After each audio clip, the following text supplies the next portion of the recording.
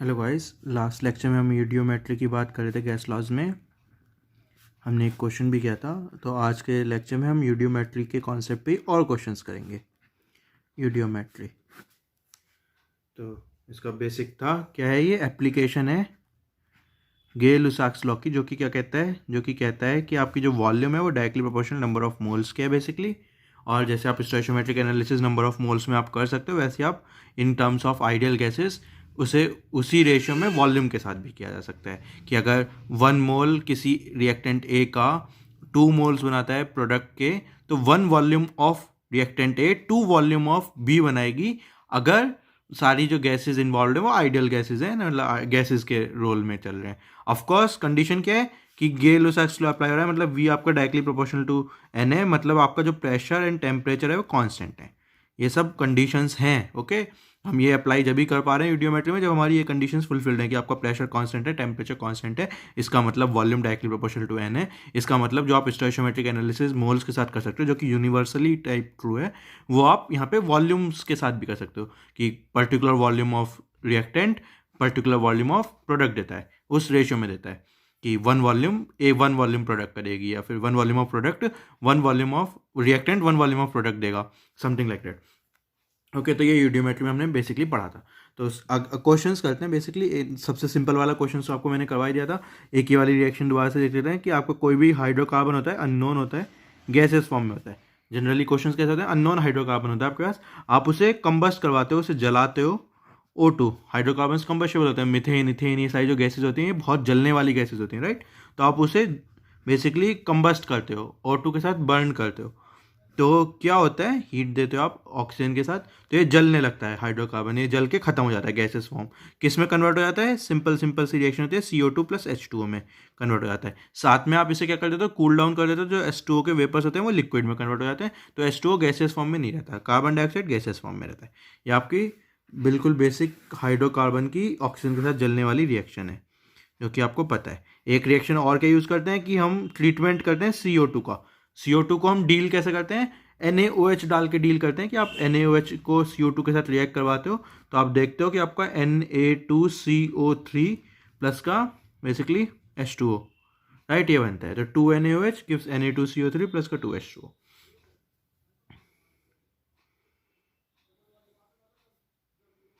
हो गया ना, सब बैलेंस हो गया ना, H के 4 हो गए, यहाँ पे कितने हैं, H के 2 हैं, सॉरी, तो ये सिर्फ H2O ही रहेगा।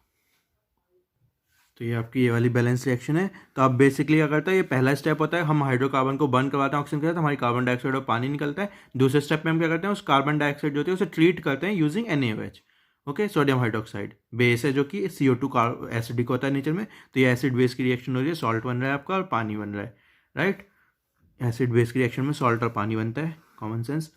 तो ये आपकी रिएक्शन होती है। तो आपका क्या होता है, जो CO2 जो गैसेस फॉर्म में होता है वो बेसिकली खत्म हो जाता है, ये सब सॉल्ट जो है वो तो सॉलिड फॉर्म में होगा, और जो पानी है वो लिक्विड फॉर्म में होगा, बल्कि ये एक्वस फॉर्म में होगा, Na2CO3, राइट, पानी में घुला हुआ टाइप होगा, तो ये एक्वस फॉर्म में होगा। तो आपकी जो गैसेस CO2 है वो खत्म हो जाती है, और आपका जो सिस्टम है, कहाँ पे आप ये सारी रिएक्शंस करवा रहे हो, सिस्टम आपका ये वाला सिस्टम होता है, constant pressure system, right. Constant pressure system होता है आपका, ये वाला सिस्टम होता है। तो जो यहाँ पे जो कांस्टेंट प्रेशर सिस्टम होता है उसमें जो वॉल्यूम होती है वो आपकी क्या होती है, चेंज हो सकती है, प्रेशर घटेगा बढ़ेगा उससे चेंज होती है। तो सॉरी, प्रेशर घटने बढ़ने से मोल्स बढ़ेंगे घटेंगे उससे चेंज होती है, क्योंकि प्रेशर तो आपका कांस्टेंट रहता है, मोल्स घटते बढ़ते हैं जिसकी वजह से प्रेशर पे फर्क पड़ता है, वो प्रेशर अपने आपको कांस्टेंट करता है तो वॉल्यूम पे फर्क पड़ता है। ऐसी जो चेंज चलती है, मोल्स अगर कम हो जाएंगे, अगर नंबर ऑफ मोल्स कम होंगे, तो यहाँ पे नंबर ऑफ मोल्स कम हो जाएंगे, तो जो ये दीवारों पर टक्कर मार रहे होंगे, तो जो पी इंटरनल होता है, पी जो इंटरनल होता है वो कम हो जाता है, लेकिन आउटसाइड तो पी एक्सटर्नल ही है, पी एक्सटर्नल है वो ज़्यादा है बेसिकली, है ना। पी इंटरनल से अगर पी इंटरनल कम हो गया, तो उस पी इंटरनल को वापस इक्वल करने के लिए क्या होगा आपका, पी इंटरनल को इक्वल करने के लिए क्या होगा, ये जो है ये नीचे की साइड आ जाएगा, ये जो है नीचे की साइड आ जाएगा, वॉल्यूम को कम करेगा, ताकि इसका जब एरिया कम बचेगा तो कम नंबर ऑफ मोल्स का, तो वो वापस पी इंटरनल इससे बढ़ जाएगा, पी इंटरनल इसकी वजह से वापस बढ़ के किसके इक्वल हो जाएगा, पी एक्सटर्नल के इक्वल हो जाएगा, जो कि यहाँ पे सेम रहने वाला है, राइट। तो पी एक्सटर्नल और पी इंटरनल पहले इक्वल थे, नंबर ऑफ मोल्स कम करे तो पी इंटरनल कम हो गया क्योंकि कम नंबर ऑफ मॉलिक्यूल्स हैं तो कम धक्का लगेगा दीवार पे। तो लेकिन हमारा सिस्टम क्या है, प्रेशर कांस्टेंट सिस्टम है, तो पी एक्सटर्नल को पी इंटरनल के इक्वल रखना है। तो इक्वल कैसे रखेंगे, उसकी वॉल्यूम कम करेंगे, वॉल्यूम कम करेगी तो एरिया कम हो जाएगा, तो अब दीवार से ज़्यादा कॉलिजन्स होने लगेंगे, मतलब पी इंटरनल इंक्रीज हो जाएगा। इंक्रीज होकर वापस कहाँ पर जाकर रुकेगा, जब वो वापस इक्वल पी एक्सटर्नल के हो जाएगा।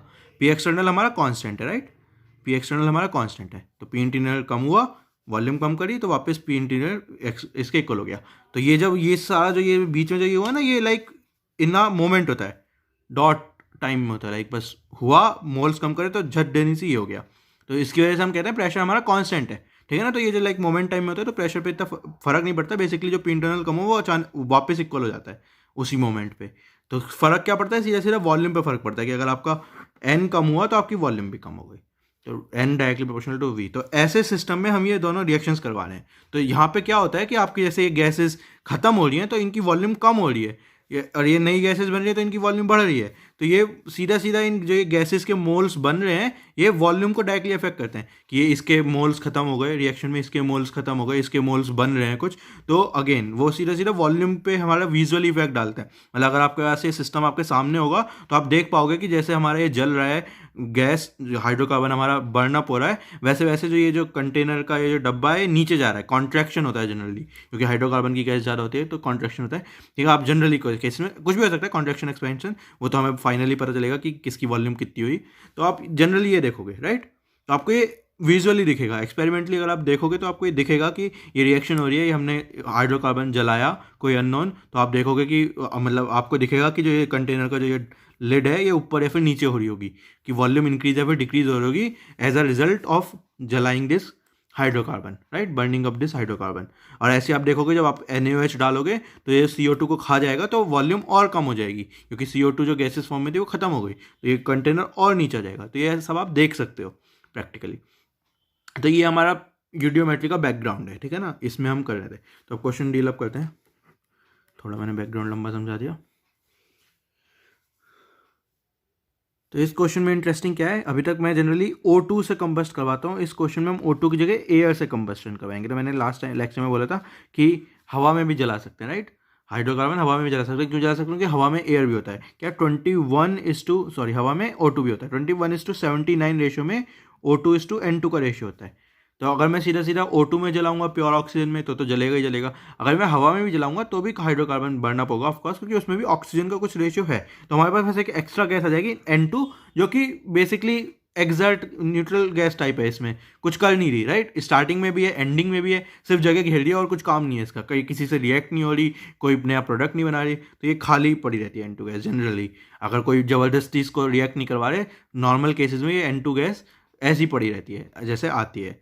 तो हमारा क्वेश्चन है इस टाइम कि हमारे 15 ml ऑफ हमने क्या लिया, एक अननोन सेम हाइड्रोकार्बन लिया 15 ml हाइड्रोकार्बन लिया, इसे हमने बर्नअप करवाया। कैसा बर्नअप करवाया, टोटल या फिर उससे अच्छा वर्ड है कंप्लीट कंबशन। कंप्लीट कंबशन का मतलब कि जितना हमको O2 चाहिए था एग्जैक्ट उसी अमाउंट में O2 लिया। और मतलब ये अगर फारसी लग रही है तो हिंदी में तो मैंने समझा दिया, जितना आपको चाहिए था उतना ही लिया। इसका और मतलब क्वेश्चन में क्या बनेगा कि जो O2 का जो एक्सिस जनरली क्वेश्चन में बच जाता है वो यहाँ पे नहीं बचेगा, क्योंकि हमने क्या करवाया, कंप्लीट कंबशन करवाया। तो अगर हम ज़्यादा O2, जनरली हम क्या करते हैं क्वेश्चन में O2 एक्सिस में ले लेते हैं कि हाइड्रोकार्बन जलाना, ठीक है, O2 फालतू का डालो, जितना जलेगा उतना ठीक है, थोड़ा सा O2 बाद में बच जाता है, उसे हम काउंट कर लेते हैं जब फाइनली क्वेश्चन करते हैं। यहाँ पे जहाँ पे वो आपको एग्जैक्टली मेंशन करे कि आपने उसका कंप्लीट कंबशन के लिए कितना चाहिए, मतलब कि 15 ml हाइड्रोकार्बन जलाने के लिए मुझे उसका कंप्लीट कंबशन करना 15 ml हाइड्रोकार्बन का, ना उससे ज़्यादा ना उससे कम। तो इसे पक्के से पूरा जलाने के लिए कितना चाहिए, इन्होंने बोला 357 ml ऑफ एयर चाहिए। तो डायग्राम जैसे मैं बना देता हूँ वो बना देते हैं कि हमारे पास क्या था, बेसिकली ये वाला कंटेनर टाइप होता है हमारे पास, ये था। तो इस पहले हमारे पास क्या है, इसमें हमारे पास एक हाइड्रोकार्बन है CXHY, इसकी हमारे पास वॉल्यूम है इनिशियल कंडीशन में 15 ml। ओके, हमारे पास एयर है और इसकी वॉल्यूम कितनी है 357 ml, और ये मैं आपको बता चुका हूँ, दोबारा बताता हूँ, 21:79 का रेशियो है O2:N2 से एयर के उसमें। ओके, तो ये हमारे पास इनिशियल कंडीशन है, इनिशियल कंडीशन हमारे पास ये है कि हमारे पास हाइड्रोकार्बन है, हमारे पास एयर है।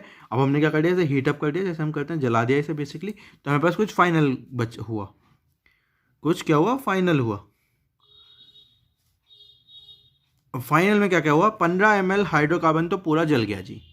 तो कंप्लीट कंबशन हुआ है, 15 ml हाइड्रोकार्बन पूरा जला है। कंप्लीट कंबशन के लिए 357 ml ऑफ एयर लगी थी। इसका मतलब कुछ हमारे पास जो एयर में से, मतलब जो O2 और N2 है, O2 खत्म हो गया बिल्कुल। कंप्लीट कंबशन करने के लिए इतनी एयर चाहिए, मतलब उसमें जो 21% इसका जो O2 का है वो कंप्लीट खत्म हो गया। जब भी हम ये वाला सेंटेंस कह सकते हैं कि कंप्लीट कंबशन करने के लिए इतनी एयर चाहिए, इसका मतलब है O2 हमें खत्म कर देना है बिल्कुल। तो O2 हमारा खत्म हो गया। तो अब इस डब्बे में क्या बचेगा, एक तो CO2 बचेगा, CO2 गैसेस फॉर्म में, राइट। अब हमें नहीं पता इसकी कितनी वॉल्यूम बनी होगी, जो भी बनी होगी। और क्या बनेगा, और बनेगा आपका क्या कहते हैं, N2 गैसेस फॉर्म में, जो स्टार्टिंग में था वो यहाँ पे होगा, जो कि हम निकाल भी सकते हैं। अभी मैं आपको निकाल के दिखाई दूंगा। तो N2 बचेगा, जो कि मैं कैलकुलेट कर सकता हूँ, मतलब इसके लिए मुझे कुछ वैसे नहीं करना पड़ेगा। सिंपल 79% ऑफ 357 ml, वो आपका N2 यहाँ पे भी होगा, यहाँ पे भी होगा, क्योंकि रिएक्ट ही नहीं किया N2 तो। ठीक है, O2 सारा खत्म हो चुका होगा, क्योंकि एग्जैक्टली कंप्लीट कंबशन करने का हाइड्रोकार्बन के लिए हमें एग्जैक्टली इतनी एयर चाहिए थी। ठीक है ना। तो ये हमने ऐसे नहीं लिखी कितनी भी एयर डाल दो और उसे जला दो हाइड्रोकार्बन को, नहीं, हमने कहा कि हमें एग्जैक्ट एयर बताओ कि इसका कंप्लीट कंबशन हो सके। इसका मतलब एग्जैक्ट अमाउंट ऑफ एयर बताओ हम कितनी लें कि कंप्लीट कंबशन कर सके हाइड्रोकार्बन का, राइट। तो जितना 15 ml को जलाने के लिए एयर चाहिए थी बस उतनी ली। तो मतलब 21% of 357 ml is the exact amount of O2 needed to burn this 15 ml of hydrocarbon. तो ये हमारा इनिशियल था, ये हमारा फाइनल था बेसिकली। अब सॉल्व करेंगे तो ये रिएक्शन लिख देता हूँ मैंने यहाँ पे, बैलेंस नहीं करी थी, ये बैलेंस करना भूल गया, तो ये बैलेंस कर दो। XCO2 बनेगा, Y/2H2O बनेगा, और X+Y/4 आपका O2 चाहिएगा, राइट। ऐसे बैलेंस करते हैं, CXHY को X+Y/4 O2 चाहिए होता है, XCO2 और Y/2H2O। तो यहाँ पे भी आप ये बैलेंस दोबारा से लिख देता हूँ रिएक्शन। XYHY गैस है, इसमें आपका X+Y/4 O2 गैस के यूज़ होंगे। अगर इसका 1 मोल है तो इसके इतने मोल्स यूज़ होंगे, अगर इसकी 1 वॉल्यूम है तो इसकी इतनी वॉल्यूम यूज़ होगी। X वॉल्यूम मेरा CO2 का बनेगा, या फिर X मोल्स मेरे CO2 के बनेंगे, जो कि मैं वॉल्यूम में ऑफकोर्स कन्वर्ट कर सकता हूँ यहाँ पे क्योंकि लग रहा है। और Y/2 मेरे मोल्स H2O के बनेंगे, और ये वॉल्यूम नहीं कह सकता क्योंकि ये लिक्विड फॉर्म में होगी, कूल डाउन कर चुका हूँ मैं प्रोसेस। तो ये सब कुछ समझ में आता है, ठीक है, यहाँ तक सब कुछ समझ में आता है। ओके, इस रिएक्शन को लिखने के बाद नेक्स्ट स्टेप क्या होता है हमारा नेक्स्ट स्टेप होता है कि हम एक्सपेरिमेंटल रिजल्ट जो कि हमारे यहाँ से डाटा से मिला है, और थियोरेटिकल रिजल्ट जो कि हमारे इस इक्वेशन से मिला है, इसको हम क्या करते हैं, मैचअप करते हैं। तो ये रिएक्शन क्या कह रहा है कि वन वॉल्यूम की एक वॉल्यूम CXHY गैस जो है हाइड्रोकार्बन, उसको कंप्लीट बर्न अप करने के लिए X+Y/4 वॉल्यूम चाहिए हमें O2 की। उसकी जब ये कंप्लीट कंबशन हो जाएगा उससे मिलेंगे हमें X वॉल्यूम, हमें मिलेगी CO2 की, और Y/2 वॉल्यूम, या फिर चलो ये तो हम बात नहीं करते, राइट, लिक्विड में, क्योंकि तो एक वॉल्यूम इसे जलाने के लिए X+Y/4 वॉल्यूम इसकी चाहिए और X वॉल्यूम इसकी चाहिए। कितनी वॉल्यूम्स हैं हमारे पास, क्वेश्चन में हमें कितनी दी गई है, 15 ml दिया गया है। तो 15 ml जलाने के लिए मुझे O2 कितना चाहिएगा, 15 times X+Y/4 ml, right, same ratio में। और कितना CO2 बनेगा, 15x ml मेरा CO2 बनेगा। यहाँ तक सबको समझ में आता है। बैलेंस रिएक्शन है, पहले अपना वो नॉर्मल जो हम स्टोइशियोमेट्रिक एनालिसिस लगाते हैं मोल्स के तरीके से वो लगा रहा हूँ कि 1 मोल के लिए इतने मोल O2 के चाहिए, इतना मोल CO2 का बनेगा, इतना मोल H2O का बनेगा। फिर मैं गेल-लुसाक्स लॉ के एप्लीकेशन की वजह से काम कर सकता हूँ कि एक वॉल्यूम इसके लिए इतनी वॉल्यूम X+Y/4 वॉल्यूम O2 की यूज़ होगी और X वॉल्यूम CO2 की बनेगी। यहाँ तक कोई दिक्कत नहीं। फिर जैसे एनालिसिस में करते हैं रेशियो में इक्वल रखते हैं, तो 15 ml, तो बेसिकली 1 वॉल्यूम की जगह 15 ml कर दिया, तो ये सब 15 के फैक्टर से मल्टीप्लाई हो जाएगा और ml में आंसर हो जाएगा। लाइक 15 ml से हमने बेसिकली फैक्टर 15 ml का फैक्टर लिया है, राइट। तो 15 ml CXHY को जलाने के लिए मुझे इतना O2 लगेगा और इतना मेरा CO2 बनेगा, कोई दिक्कत नहीं। ओके, इसमें एक डाटा और छूट गया। इन्होंने मुझे फाइनल वॉल्यूम बताई थी इस कंटेनर की, वो कितनी बता रखी है इन्होंने मुझे, 327 ml, 327 ml ये और बता रखी है, राइट। 357 ml इनिशियल एयर था, 15 ml CXHY था, जल गया, CO2 कुछ बना, N2 इसका कुछ बचा हुआ होगा, 327 ml हमारी टोटल कंटेनर की इस टाइम वॉल्यूम है। ओके, तो अब क्या करते हैं, ये हमारा थियोरेटिकल चल रहा है अभी, ठीक है। एक्सपेरिमेंटली देखते हैं, एक्सपेरिमेंटली क्या देखते हैं। मुझे एक्सपेरिमेंटली क्या पता है, मुझे एक्सपेरिमेंटली पता है कंप्लीट कंबशन की मदद से कि मुझे एक्सपेरिमेंटल अमाउंट ऑफ O2 पता है कि 357 ml ऑफ एयर मुझे चाहिए 15 ml हाइड्रोकार्बन को जलाने के लिए एग्जैक्ट। तो O2 कितना है इसमें 21%, राइट। तो यहाँ पे लिखता हूँ मैं 21% ऑफ 357 ml मेरा क्या है O2 है, जो कि 15 ml हाइड्रोकार्बन को जलाने के लिए मुझे चाहिए। और वो क्या है और है, वो ये भी और है, राइट। ये एक्सपेरिमेंटली है, ये एक्सपेरिमेंटली है, ये थियोरेटिकली है। थियोरेटिकली मुझे कितना चाहिए 15 into x plus y by 4। कोई दिक्कत नहीं कि 21% ऑफ 357 ml ऑफ O2 वो किसके इक्वल होना चाहिए, 15 times x plus y by 4 के इक्वल होना चाहिए। ये मेरा डाटा से रिजल्ट आया कि इतना मुझे O2 चाहिए 15 ml हाइड्रोकार्बन को जलाने के लिए। ये मेरा थ्योरी से रिजल्ट आया कि अगर 15 ml हाइड्रोकार्बन है तो मेरा ये वाला इतना होना चाहिए। तो ये हमारी बेसिकली एक टाइप से एक इक्वेशन बन गई। 21 into 357 by 100 equal to 15 into ये। ओके, अब दूसरे डाटा पे जाते हैं। दूसरा डाटा क्या है कि मेरा 15x ml CO2 बना, ये मुझे एक्सपेरिमेंटली बताया जा रहा है। और मैं यहाँ से क्या देख सकता हूँ, मैं यहाँ से एक और चीज़ देख सकता हूँ कि मेरा यहाँ पे क्या है CO2 प्लस N2 की वॉल्यूम है। CO2 प्लस N2 कितना है 327 ml है, राइट। और एयर में N2 कितना है, तो मैं N2 की वॉल्यूम बेसिकली माइनस कर सकता हूँ ना। तो वॉल्यूम ऑफ CO2 में निकाल सकता हूँ ना, वॉल्यूम ऑफ CO2 में निकाल सकता हूँ। वॉल्यूम ऑफ CO2 कितनी होगी, जो फाइनल कंटेनर की वॉल्यूम है 327 ml में से मैं वॉल्यूम ऑफ N2 माइनस कर दूँ, राइट। तो 327 ml में से मैं माइनस करूँ, वॉल्यूम ऑफ N2 कितनी है 79% of air which is 79% of 357 ml, जिसे आप अगर अच्छे से कैलकुलेट करोगे तो आप कहेगी 327 ml माइनस 282 ml।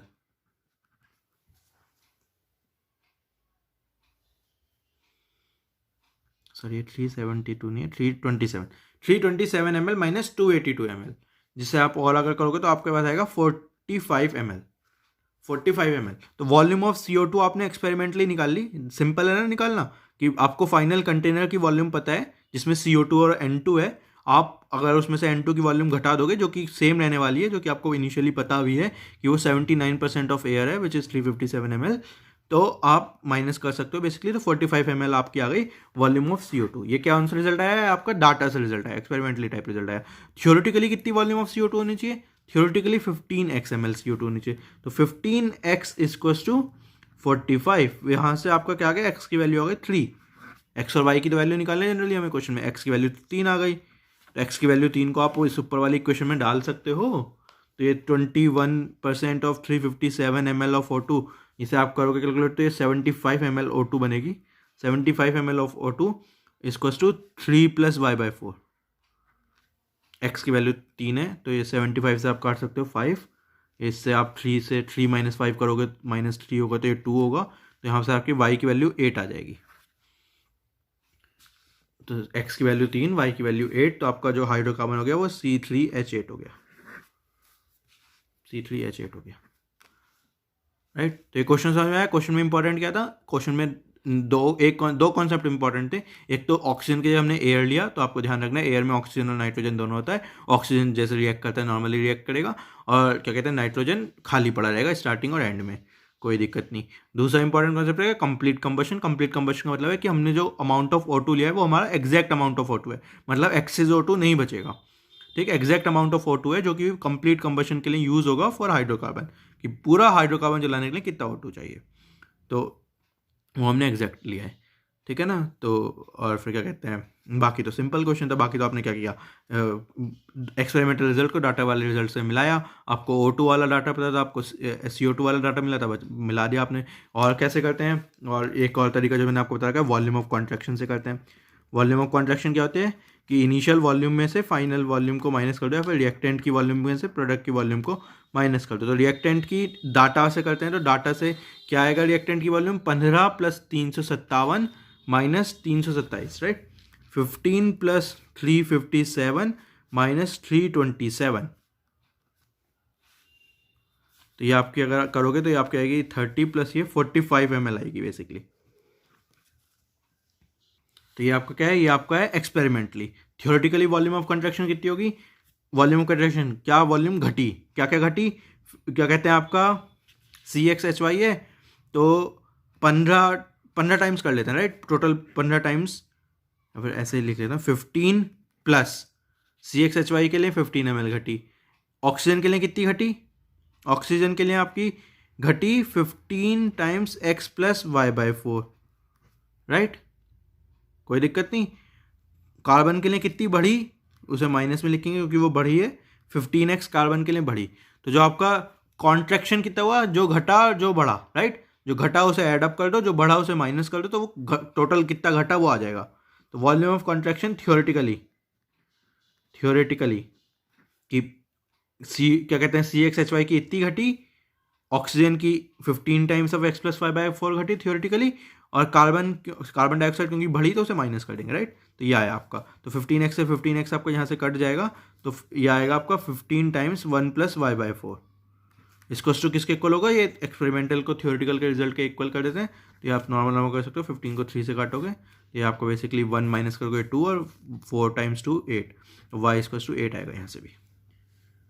तो ये आपने किस कॉन्सेप्ट से किया, वॉल्यूम ऑफ कॉन्ट्रैक्शन और वॉल्यूम ऑफ कॉन्ट्रैक्शन वाले कॉन्सेप्ट से किया। तो ये भी इंपॉर्टेंट कॉन्सेप्ट होता है क्योंकि कई जगह ऑक्सीजन वाला डाटा नहीं लगा सकते या फिर कोई और डाटा नहीं लगा सकते, तो वहाँ पे ये डाटा लगा सकते हो वॉल्यूम ऑफ कॉन्ट्रैक्शन, या फिर आपको ये डाटा वैसे नाम से भी गिवन हो सकता है, क्वेश्चन में आपको बोला जा सकता है कि वॉल्यूम ऑफ कॉन्ट्रैक्शन इतनी है, तो आप कैसे क्वेश्चन करोगे, तो आपको ये वाला भी आना चाहिए। तो आप इससे भी एक क्वेश्चन बना सकते थे।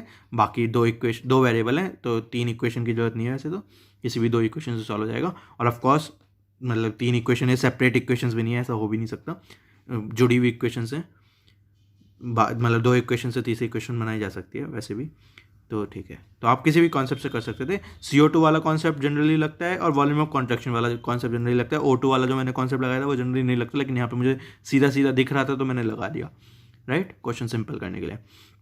वरना कॉन्ट्रैक्शन और CO2 वाले कॉन्सेप्ट से जनरली मतलब जो आपका गाइडलाइन है वो वैसा है कि CO2 और कॉन्ट्रैक्शन वाले से करो, इससे 2 इक्वेशन बनाओ। और जो आपका O2 वाला कॉन्सेप्ट मैंने लगाया क्योंकि यहाँ पे मुझे कंप्लीट कंबशन दे रखा था, तो मुझे एग्जैक्ट अमाउंट ऑफ O2 पता थी कि कितनी होगी, तो डाटा से तो उसको मैंने सीधा थ्योरी से मैं रिप्लेस कर सकता था इक्वेट करके। तो ओके, तो ये आपका दूसरा क्वेश्चन था जहाँ पे आपने एयर का यूज़ किया और कंप्लीट कंबशन वाला कॉन्सेप्ट यूज़ किया। होप सो इसमें किसी को कोई दिक्कत नहीं। वेल डन, आगे चलते हैं। ओके, ये ईडियोमेट्री का एक और अच्छा क्वेश्चन है जहाँ पे आपको थोड़ा सा डाटाबेस और आपका बढ़ेगा। यहाँ पे क्या क्वेश्चन है, यहाँ पे क्वेश्चन है आपका कि सेम आपने एक कंटेनर लिया, यहाँ पे इस बार हाइड्रोकार्बन की जगह कुछ और है। अभी तक हम जनरली हाइड्रोकार्बन जला रहे हैं, कुछ और जला रहे हैं यहाँ पे, तो देखो क्या जला रहे हैं। तो आपके पास क्या है, इनिशियल आपके पास ये सेम ऐसे कंटेनर है, इनिशियल कंडीशन आपको मैं लिख रहा हूँ। तो आपके पास एक मिक्सचर है जिसकी टोटल वॉल्यूम है 60 ml। ओके, मिक्सचर किसका है, क्लोरीन Cl2 एंड क्लोरीन की कोई ऑक्साइड जो कि हमें नहीं पता क्या है, तो ClXOY, गैसेस फॉर्म में दोनों। समझ आए मिक्सचर किसका है, मिक्सचर है क्लोरीन गैस का, Cl2 गैस का, और क्लोरीन ऑक्साइड का जो कि हमें नहीं पता कौन सी ऑक्साइड है, तो ClXOY, हमें नहीं पता कौन सी ऑक्साइड है। इन दोनों का मिक्सचर है, उसकी टोटल वॉल्यूम हमें दे रखे 60 ml, इसमें यहाँ तक कोई दिक्कत नहीं राइट। ओके, तो अब ये क्या किया हमने, इसे हमने हीट अप किया इस मिक्सचर को। तो हीट अप करने के बाद कुछ होता है जो कि हमें यहाँ पे नहीं पता डाटाबेस, तो हम बढ़ा देते हैं आपका डाटाबेस कि जो क्लोरीन XOY जो मतलब क्लोरीन की ऑक्साइड होती है गैसेस फॉर्म में, जब आप उसे हीट अप करते हो तो वो क्लोरीन गैस और ऑक्सीजन गैस में ब्रेक डाउन हो जाती है गैसेस फॉर्म में, और आप इस रिएक्शन को बैलेंस करोगे तो ये X/2 आएगा और ये Y/2 आएगा राइट। तो ये आपका ये डाटाबेस आपका बढ़ा जो कि आपको नहीं पता था। तो क्लोरीन की जो ऑक्साइड होती है वो हीट अप करने पे क्या होता है, क्लोरीन और ऑक्सीजन में ब्रेक डाउन हो जाती है, क्लोरीन गैस और ऑक्सीजन गैस में। तो ये आपका डाटाबेस है जो कि आपको नहीं पता था, ये आपका बढ़ गया। ओके, तो ये रिएक्शन होती है। तो अब आपको क्या पता है, तो आपने ये हीटअप किया, आपको ये पता है कुछ रिएक्शन हुई होगी अंदर। ओके, तो अब आपको क्या डाटा दे रखा है वो देखो। डाटा आपको दे रखा है कि अब जो भी इसके अंदर प्रोडक्ट बना वो कितना हो गया, बेसिकली 75 ml उसकी वॉल्यूम हो गई जो भी मिक्सचर बना। क्या क्या होगा मिक्सचर में, क्लोरीन, ऑफकोर्स क्लोरीन तो कहीं गया ही नहीं, तो क्लोरीन होगा, और क्या होगा, ClH2O क्या हो गया, ये ब्रेक डाउन हो गया क्लोरीन और ऑक्सीजन में, तो ये क्लोरीन तो सेम ही है मतलब, ठीक है, तो ऑक्सीजन और ऐड करनी है। तो यहाँ पे अब आपका क्या क्या होगा इस मिक्सचर में, क्लोरीन होगी और ऑक्सीजन होगी, और इस क्लोरीन में भी दो पार्ट होंगे, इनिशियल पार्ट बेसिकली और जो फाइनल रिएक्शन में आपका बना वो पार्ट, ठीक है ना, दो पार्ट होंगे क्लोरीन में भी, राइट। आपको नहीं पता कौन से दो पार्ट होंगे, लेकिन आपके दिमाग में बैकग्राउंड में होना चाहिए कि हाँ क्लोरीन जो ये जो यहाँ पे जो हमारे पास क्लोरीन है उसमें उसकी वॉल्यूम में दो वॉल्यूम है, एक जो क्लोरीन इनिशियली थी और एक जो क्लोरीन यहाँ से मेरी बनी होगी ClXOY को टूटने के बाद। यूज़ होगी नहीं होगी क्या करना है वो अलग बात है, लेकिन आपके दिमाग में एटलीस्ट होना चाहिए, ओके। उसके बाद नेक्स्ट स्टेप क्या करते हैं, इसका भी हम NaOH के साथ रिएक्शन करवाते हैं, कॉस्टिक सोडा के साथ, NaOH को कॉस्टिक सोडा भी कहते हैं, उसके साथ रिएक्शन करवाते हैं। अगेन आपका डाटाबेस बड़ा, जो NaOH है वो आपका Cl2 के साथ रिएक्ट करता है, वो आपको बनाता है NaCl प्लस NaClO3 प्लस का H2O, ओके। तो ये एक्वस फॉर्म में होगा और ये लिक्विड फॉर्म में होगा। हालांकि आपको ये रिएक्शन जानने की एग्जैक्ट जरूरत नहीं है, आपको कितना इंपॉर्टेंट जानना है कि जो NaOH है वो Cl2 को एब्जॉर्ब कर सकता है, सॉक सकता है, जैसे CO2 को NaOH खा सकता है, बेसिकली Cl2 गैस को भी NaOH खा सकता है। बाकी जो बनाएगा वो कुछ गैसेस फॉर्म में नहीं बन रहा, सब एक्वस या फिर लिक्विड फॉर्म में बना है, तो हमारा यूडियोमेट्री से इसका कोई लेना देना है नहीं, तो NaOH Cl2 को खा सकता है।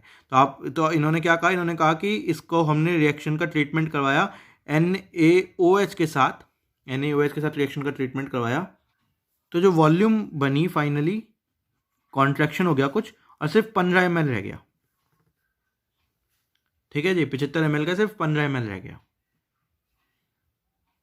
तो ये 15 ml क्या होंगे, अब आप ये साफ साफ देख सकते हो, ये O2 गैस होगी 15 ml। कैसे देख सकते हो, क्योंकि Cl2 तो NaOH खा गया, और क्योंकि NaOH को हमने ये नहीं बताया कि कितना डाला, तो हम मान रहे हैं एक्सिस में डाला, तो मतलब जितना Cl2 था उतना तो NaOH डाला ही खाने के लिए, उससे ज़्यादा ही डाला होगा क्योंकि Cl2 वो पूरा खा चुका। तो अब इस वाले कंटेनर में Cl2 गैस खत्म हो गई, सिर्फ O2 गैस बची, और वो कॉन्ट्रैक्शन हो भी रहा है, आपको दिख रहा है Cl2 गैस खत्म हो रही है तो कॉन्ट्रैक्शन हो रहा है। फाइनली 15 ml बची वॉल्यूम, वो किसकी बची होगी, O2 गैस की बची होगी। तो ये आपका क्वेश्चन से आप कैसे पढ़ के ये फिगर आउट कर सकते हो, ये आपका इंपॉर्टेंट होता है। क्वेश्चन पढ़ के आप ये इनिशियल स्टेट बनाना, फाइनल स्टेट बनाना रिएक्शन होने के बाद, और फिर NaOH की ट्रीटमेंट होने के लिए टी सा डिब्बा बनाना। ये डिब्बे बनाओ, लिखो क्या क्या होगा उसमें, ध्यान से देख देख के कि ये खत्म हुआ होगा, ये बना होगा, ये बचा होगा, और फिर उसके बाद राइट, क्योंकि ये इंपॉर्टेंट होता है क्वेश्चन का, ये वाला बहुत इंपॉर्टेंट पार्ट है, जो कि आप अभी मैं कर रहा हूँ तो बहुत सिंपल लग रहा है, लेकिन आप अपने हाथ से जब तक नहीं करोगे जब तक मज़े नहीं आएंगे, क्लियर नहीं होगा, तो ये आपको करना है। तो ये आपका यहाँ पे बेसिकली क्वेश्चन में जो दे रखा है उसको डाटा के फॉर्म में समझने वाले, फारसी क्वेश्चन लिखा हुआ है उसको हिंदी में हमने यहाँ पे समझ लिया कि क्या क्वेश्चन में हुआ है। अब क्वेश्चन सॉल्व करना है, क्वेश्चन सॉल्व करने का सिंपल लॉजिक है, थ्योरी इक्वल्स टू डाटा, ये लॉजिक लगता है क्वेश्चन सॉल्व करने के लिए। तो अब यहाँ पे आप देख सकते हो क्या क्या डाटा और थ्योरी आप कंसिडर कर सकते हो। तो एक तो सिंपल मुझे यहाँ से दिख रहा है 15 ml O2 है, 15 ml क्या है भाई, O2 है, और O2 कितना होना चाहिए theoretically, Y/2 for one volume of ClXOY। तो इसकी कुछ वॉल्यूम कंसिडर कर लेते हैं, इसकी हम मान लो अगर वॉल्यूम में मानता हूँ A मानता हूँ, तो Cl2 की वॉल्यूम कितनी होगी, 60 - A होगी, राइट। इसमें तो कोई दिक्कत ही नहीं, 60 ml टोटल है। अगर इसकी वॉल्यूम मैं A मान रहा हूँ तो Cl2 की वॉल्यूम कितनी होगी, 60 - A वॉल्यूम होगी। तो ClXOY कि एक वॉल्यूम के लिए Y/2 लगता है, तो A वॉल्यूम के लिए कितना लगेगा थ्योरेटिकली, AY/2 O2 बनेगा, लगेगा नहीं बनेगा सॉरी, AY/2 बनेगा। और आपका तो एक रिएक्शन तो आपकी सिंपल यहाँ से आ गई, एक equation A times Y/2 is equals to 15, कहाँ से आ गई, O2 के कंपैरिजन से आ गई। तो A टाइम्स Y/2 या फिर A times Y equals to 30, ठीक है जी। एक रिएक्शन तो यहाँ से आ गई, कोई दिक्कत नहीं यहाँ पे। दूसरी रिएक्शन कहाँ से आएगी, दूसरी रिएक्शन यहाँ से आ सकती है, Cl2 की वॉल्यूम कंसिडर कर सकते हो, इसकी 15 ml है, तो Cl2 यहाँ पे कितना है, 60 ml होगा, राइट, क्योंकि O2 मुझे पता है 15 ml है, तो Cl2 कितना होगा, 60 ml होगा, इसमें तो कोई दिक्कत नहीं बच्चों को, ठीक है जी। तो ये 60 ml Cl2 कहाँ से आया होगा, एक तो यहाँ से आया होगा Cl2 का, जो ये वाला Cl2 था 60 - A, और कहाँ से आया होगा, एक यहाँ से आया होगा X/2 से, राइट, कि जो ClXOY है वो टूट के ये बनाता है, एक यहाँ से आया होगा। तो ये इस वाली रिएक्शन को कंसिडर करो, तो Cl2 को अगर हम करते हैं तो थियोरेटिक क्या कहते हैं, डाटा से तो 60 ml होना चाहिए, थियोरेटिकली कितना होना चाहिए, थियोरेटिकली होना चाहिए 60 माइनस ए विच इज़ जो Cl2 इनिशियली डब्बे में पड़ी हुई थी वॉल्यूम, प्लस जो वॉल्यूम बनी ClXOY के टूटने के बाद। तो एक वॉल्यूम कितनी बनाती है, x/2 वॉल्यूम बनाती है। कितनी वॉल्यूम है ClXOY की, a टाइम्स वॉल्यूम है, तो इसकी कितनी बनेगी, AX/2 बनेगी। तो ये आपकी क्या बनी, दूसरी इक्वेशन बनी।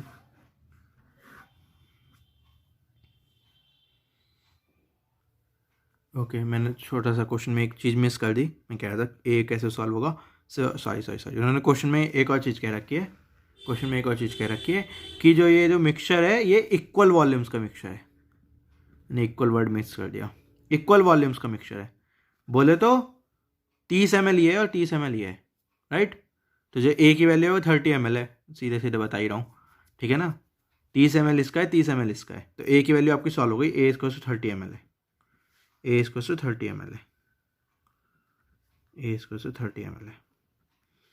तो उन्होंने क्वेश्चन में क्या दे रखा है, उन्होंने क्वेश्चन में दे रखा है कि जो आपका इनिशियल मिक्सचर था Cl2 और ClXOY का, वो इक्वल वॉल्यूम मिक्सचर था। बेसिकली जितना Cl2 था उतना ही ClXOY था। टोटल 60 ml है, तो मतलब 30 ml है दोनों, ठीक है ना। तो बस आपका क्वेश्चन सॉल्व हो गया। 30 ml है ही, तो ये 15 को 2 से काटोगे तो y की वैल्यू यहाँ से सीधी सीधी 1 आ गई, y की वैल्यू सीधी सीधी 1 आ गई। और क्या कहते हैं, यहाँ पे आप देखोगे x की वैल्यू कितनी आएगी, 60 माइनस 30 बचेगा, 30 और ये भी 30 हो जाएगा, और ए 30 है, 30 से 30 कट जाएगा, तो x की वैल्यू आपकी 2 आ जाएगी, ठीक है ना। सॉरी दोबारा से देख लो, 60 माइनस ए था, ये ए की वैल्यू 30 है, तो 60 माइनस 30 बचेगा।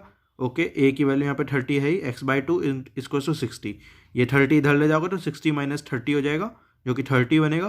फिर ये 30 से इस 30 को आप डिवाइड कर सकते हो ए वाले को, तो x/2 इसको 1 आएगा, तो x आपका 2 के इक्वल हो जाएगा, x आपका 2 के इक्वल हो जाएगा। कर लेना, नॉर्मल इक्वेशन लिखी हुई है, सॉल्व कर लेना। ए की वैल्यू 30 है, इंपॉर्टेंट पॉइंट ये है, इस स्टेप को मैंने गलती से मिस कर दिया था, तो वो इसके लिए एक क्वेश्चन और मैं सोचा था कहाँ से बनेगी, तो ये वाला स्टेप मिस हो गया था। तो ए की वैल्यू 30 है, क्योंकि उन्होंने क्या देखा है क्वेश्चन में, इक्वल वॉल्यूम्स ऑफ मिक्सचर। तो बस फिर तो आपका क्वेश्चन सॉल्व हो गया। एक्स की वैल्यू 2 आ गई, वाई की वैल्यू 1 आ गई, तो आपका जो ये बना आपका ऑक्साइड क्लोरीन की Cl2O, Cl2O आपकी बनी ऑक्साइड क्लोरीन की। तो क्या करना है, इंपॉर्टेंट स्टेप क्या था, एक तो आपको पता होना चाहिए कि ClXOY जो क्लोरीन की ऑक्साइड होती है, वो जब हीटअप होती है तो क्लोरीन और ऑक्सीजन गैसेज में ब्रेक डाउन होती है। तो वो वाली आपको, अगर आपको ये रिएक्शन नहीं पता होगी तो आप थोड़ा सा कंफ्यूज हो जाओगे। तो आपको एक बार ये रिएक्शन पता चल गई, फिर तो सिंपल है। दूसरा इंपॉर्टेंट पॉइंट कहता है जो NaOH है वो Cl2 को एब्जॉर्ब कर सकता है, NaOH Cl2 को पूरा पूरा खा जाता है, कॉस्टिक सोडा Cl2 को पूरा पूरा खा जाता है। ये दूसरा इंपॉर्टेंट स्टेप था, ये नहीं पता होता तो आपको समझ में आता क्यों ट्रीटमेंट हो रहा है। नहीं भी समझ में आता वैसे आप फिर भी क्वेश्चन शायद कर लेते कि मान लेते कि खाता ही होगा जब दे रखा है क्वेश्चन में, लेकिन चलो ये पता होना चाहिए था, NaOH Cl2 को खा जाता है। तो ये 2 स्टेप आपको पता होने चाहिए थे।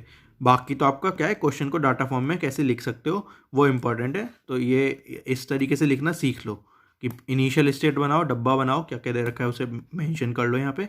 हीट करने के बाद जो डब्बा बनेगा, सोचो क्या क्या उड़ गया, क्या क्या बच गया, उन सबको यहाँ पे मेंशन करो कि सिर्फ गैसेस की बात करते हैं, ऑफकोर्स वो करो। और फिर तीसरा डब्बा बनाओ, जब NaOH के साथ रिएक्शन हो गई, फिर सोचो क्या क्या फाइनली बचा होगा इस डब्बे में। तो ये 3 डब्बे अगर आप बना लोगे क्वेश्चन में, तो यूडियोमेट्री के क्वेश्चन करने सिंपल हो जाएंगे। उसके बाद तो आपको थ्योरी लिखनी है और डाटा लिखना है। तो डाटा आप यहाँ से आराम से देख सकते हो, तो आपका डाटा वाला पार्ट बड़ा सिंपल हो गया लिखने वाला। फिर थ्योरी वाला पार्ट, एक बार आपने इक्वेशन लिख ली तो एक वॉल्यूम के लिए इतनी वॉल्यूम्स लगती हैं, इसकी जनरली वॉल्यूम गिवन होती है आपको, या तो एज्यूम कर लो तो फिर गिवन होती है, तो उसके लिए आपको इनकी वॉल्यूम्स कितनी बनेंगी वो पता चल जाएगा। फिर आपको बस इक्वेट करना है कि थ्योरेटिकल कितनी बनेंगी वर्सेस कितनी बनी एक्सपेरिमेंट से, मुझे यहाँ पे डाटा से दे रखा है इन्होंने, वो इक्वेट करना है, तो वेरिएबल्स के वैल्यू आ जाएगी। तो ये वाला यूडियोमेट्री का आपने क्वेश्चन कर लिया। तो आपका यूडियोमेट्री का अराउंड हमने सारे टाइप के क्वेश्चन कर लिए जो कि हम करवा सकते थे। ओके, तो आपने सिंपल क्वेश्चन किया, फिर आपने एयर डाल के क्वेश्चन किया, फिर आपने एक क्लोरीन वाला कर लिया जहाँ पे आपका हाइड्रोकार्बन था ही नहीं, क्लोरीन ऑक्साइड थी। तो मतलब आपको पता चलेगा यूडियोमेट्री सिर्फ हाइड्रोकार्बन में नहीं, कहीं और भी लग सकती है, थोड़ा ध्यान दे के करना है इस बात को, लेकिन तरीका पैटर्न सेम है। ओके, तो ये यूडियोमेट्री का कॉन्सेप्ट खत्म होता है, इसके साथ हमारा आइडियल गैस का कॉन्सेप्ट खत्म होता है। अगले लेक्चर से हम स्टार्ट करेंगे रियल गैसेस का कॉन्सेप्ट। Thank you guys.